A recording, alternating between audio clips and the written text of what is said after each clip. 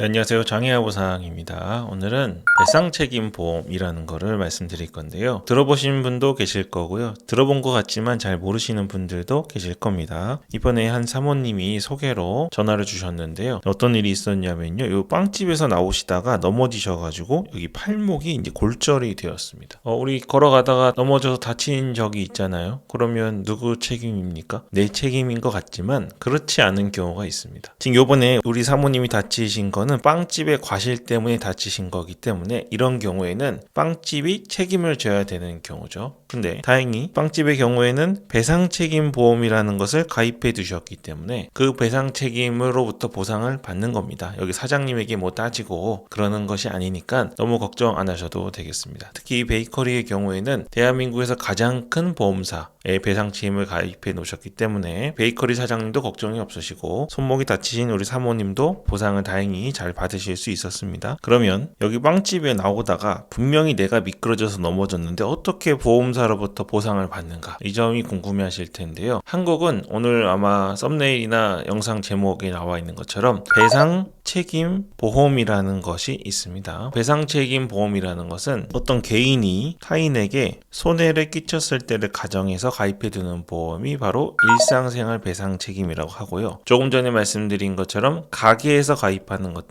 영업자가 앞에 붙어서 영업배상책임보험이라는 형태로 가입을 합니다. 그래서 뉴스에서 그런 말 많이 들어보셨을 거예요. 대형마트에서 넘어졌든지 무빙워크에서 넘어졌는데 혹은 바닥에 물기가 있어서 넘어졌는데 보상을 받을 수 있었다. 이런 게 바로 배상책임보험 사례에 해당하는 겁니다. 이런 배상책임보험이 관련된 사고가 벌어지게 되면 위자료나 휴업손해 그리고 상실수익액, 주로 이 세 가지 등을 합의금 형태로 말하자면 받는 것인데요. 지금 이런 단어들도 익숙하지 않으실 거고 요거를 또 합의금 형태로 받아야 되는 구조나 메커니즘 자체가 굉장히 어색하시고 어떻게 해야 될지 모르실 겁니다. 맞습니다. 이 합의금 형태로 특히 받는 거는 금액이 정해져 있지 않은 경우이기 때문에 매우 전문적인 영역으로 다툼을 해야 되는 부분이라서 개인분들이 하기에는 좀 어려운 것들이 있습니다. 그래서 저희가 지금 영상을 만드는 거는 손해사정 전문 인력인 조 팀장님이 상담을 무료로 해주고 계시기 때문에 그냥 가다가 넘어지신 것 같아도, 그래서 좀 많이 다쳐서 속상하시고 몸도 너무 아프고 비용도 많이 나올 것 같을 때에는 꼭 무료 상담을 이용해 보시라고 말씀드리는 겁니다. 특히 이렇게 어떤 가게에서 넘어지시거나 사고가 나서 배상 책임이 관련되는 경우에 한 가지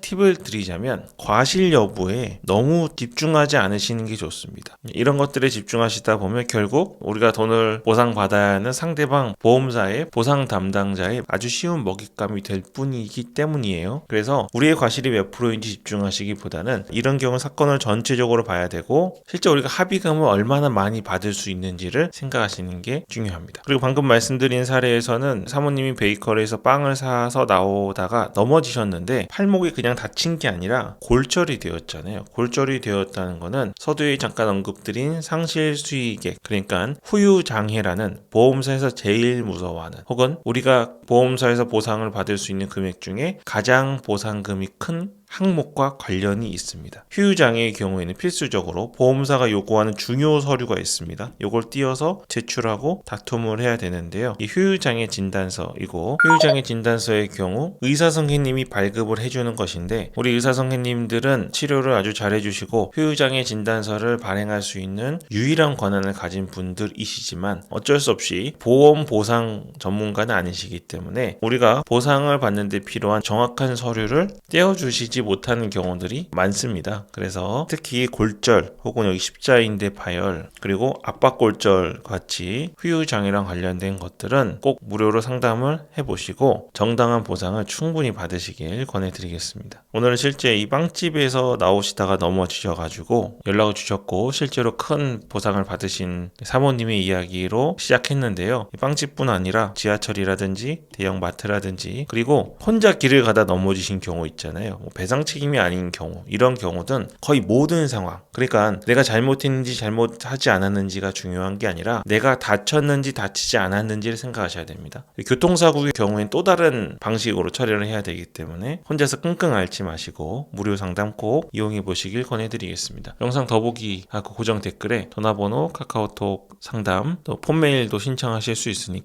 그 중에 가장 편한 거로 신청하시면 되고요. 무료 상담이다 보니까 워낙에 문의가 많습니다. 그래서 통화가 잘 잘 안 되면 문자 남겨주시고 좀 기다려주시면 감사하겠습니다. 그러면 항상 건강하시고 치료 받으시는 동안 필요한 충분한 보상 다 받아가시길 권해드리겠습니다. 네, 그럼 오늘 여기까지 하겠습니다. 장의학 오상이었습니다.